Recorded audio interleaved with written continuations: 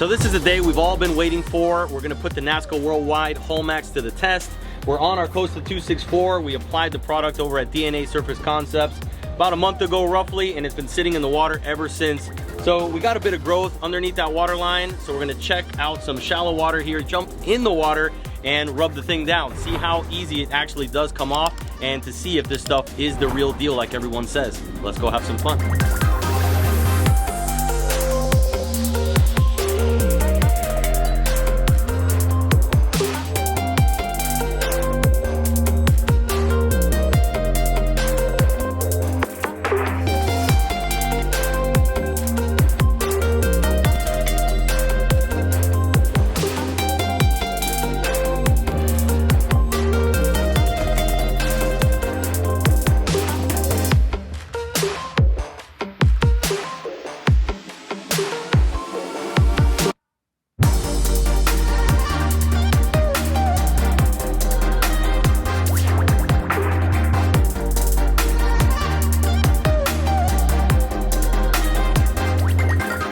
So we came over to the channel entering Crandon Park, a nice shallow area with clear water. We got a sandbar right there, kind of right ahead of us, so we should get a clear view of the buildup underneath the water line with the clarity of the water here, and should be able to see exactly what we do when we wipe down the Hull Maxx. So NASCO is working on a package to send out to you that'll be available on their website, but this is what they recommended as of right now, so it's what we grabbed.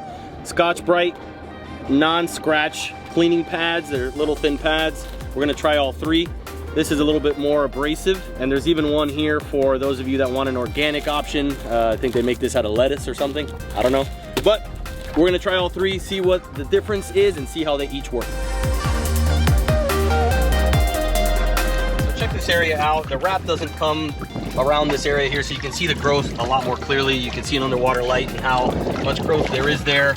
Really can't tell if there's barnacles, but I'm first gonna attempt to just wipe this off with my hand, which is what you see them do on a lot of their content, and you can see a good amount of that does come off just with your hand. So that's the whole point. This stuff is not a miracle product that nothing adheres to, but it's meant to be really easy to clean and maintain. Now I'm gonna attempt to get a little bit more with the Scotch-Brite pad. This is the first one, and you can see it comes off completely. So in right here, this light, this is something obviously if you move the boat around more, less buildup occurs. We actually purposely didn't move around the boat very much to see if we can get more growth on it. It seems like there's little barnacles. I can feel them. I think I just cut myself with one. There, so there definitely are there. So this little bit of abrasion does help. And actually, if I do touch with my hand afterwards, it is removing those small little barnacles that have built up there.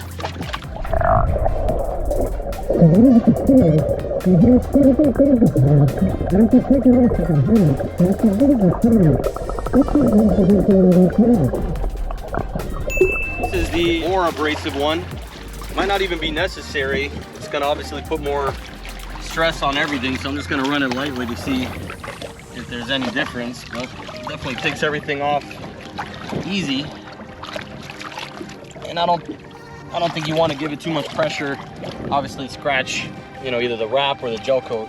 All right, so what you're gonna be able to see in the YouTube video with the GoPro underwater is that there are quite a bit of barnacles that have built up over the month that we've had it in the water. We've had small ones that come off real easy with the Scotch-Brite pad, and a couple of large ones which I actually was able to flick off, and with this is no problem. So although it does take a little time to get through, everything just comes off with absolutely no problem with this pad.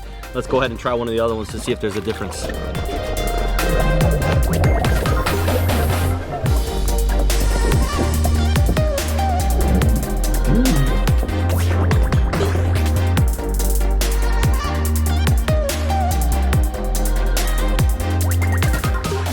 So here's what I noticed with these two. So far I like this thinner one better than this one.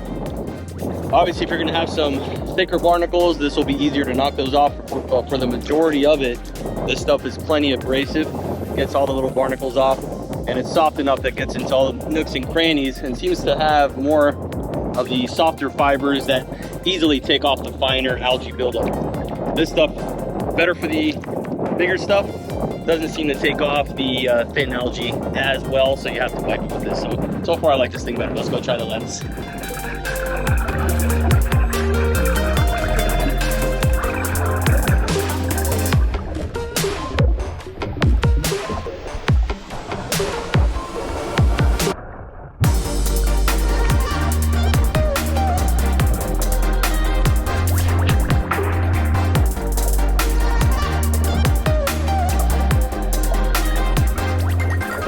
Here we have what we're calling the lettuce wrap.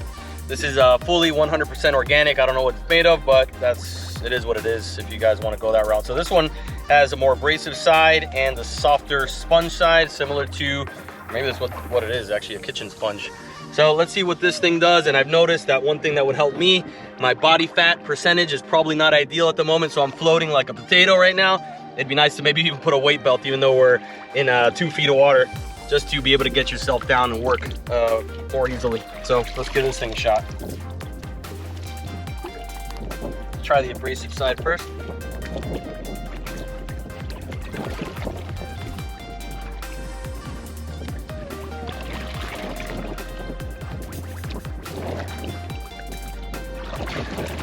Oh, that's good. That's good.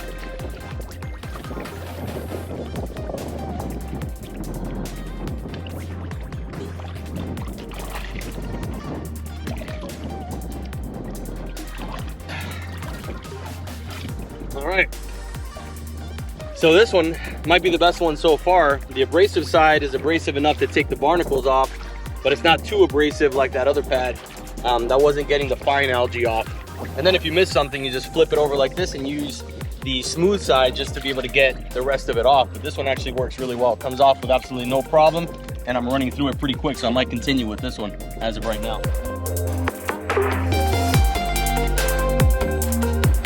Well, again, the only place that I'm really seeing buildup is like in the pockets for the steps, the area that's tucked away and doesn't get that friction of the water, and really behind the boat. Other than that, there's really not much there, and we haven't run the boat much. So if you just move this boat and get that friction to clean your bottom, you're really not gonna get close to any buildup, which is incredible. Let me get that store, I'm gonna die. So you can definitely tell that the Hull Maxx protects and makes it a heck of a lot easier to get this stuff off the boat, because we left the boat in the water for about a week and a half with nothing on it before doing the Hull Maxx, and we got those little barnacles on it to the point that even a pressure cleaner wasn't taking it off. The guys at DNA Surface Concepts finally removed it. I don't even know how, but with the normal products or sponges, you couldn't get it off without potentially scratching the gel coat, so we didn't even want to mess with that. But this stuff right here, just with the sponge, takes off any small or large barnacle that I've seen so far. Obviously all the algae buildup, and leaves the boat perfectly clear without damaging the wrap, gel coat, or anything else. It's been incredibly impressive, and glad we're getting to see it ourselves and actually do it ourselves with all the questions you guys ask out there. We should be able to answer them a little bit more intelligently now that we're doing it ourselves. I'll take a swim through here, but doesn't seem like there's a ton of buildup, except for this area up here towards the bow. It's kind of out of the water, so it's only like the muck that stays on top of the water that's really kind of sticky to the boat. But this stuff is not thick at all. It comes out really easy. So one thing you can definitely see very clearly is like underneath the back end of the steps or behind the transom where the engines are, areas that don't receive that strong friction from just running the boat and that whole bottom hitting the water is where you see a little bit more of the buildup. Anywhere else, and if you're someone that runs their boat frequently, you're really not going to see much buildup at all. So the areas that do see that water friction are much cleaner than those tucked in areas behind the vents here of the steps behind the boat, and that's where you really have to focus on. But again, if you're a charter captain or someone that runs their boat weekly, you really shouldn't have much buildup at all.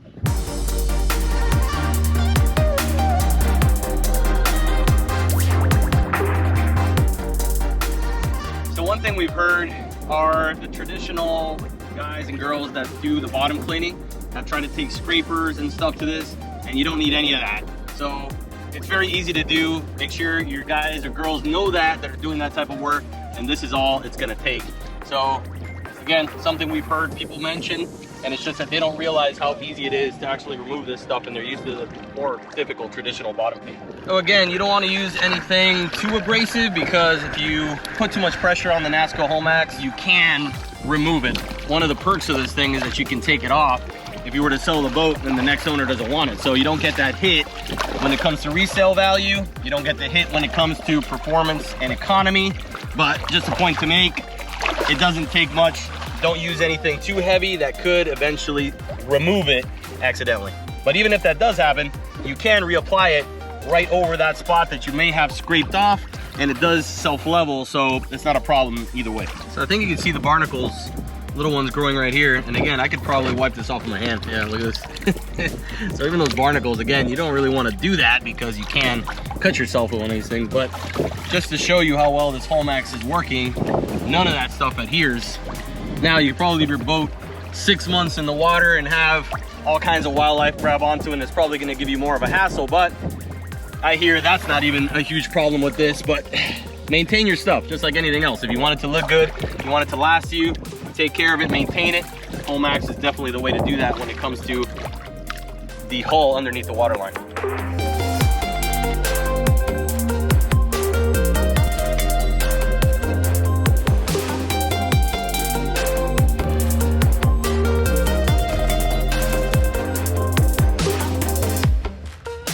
So our final result here between the Scotch-Brite pad, the more abrasive Scotch-Brite, and this organic one. My personal favorite was this organic one, basically a kitchen sponge with an abrasive side. As you can see, this was the sponge, did the entire boat with, so that's it. Didn't have to use multiple.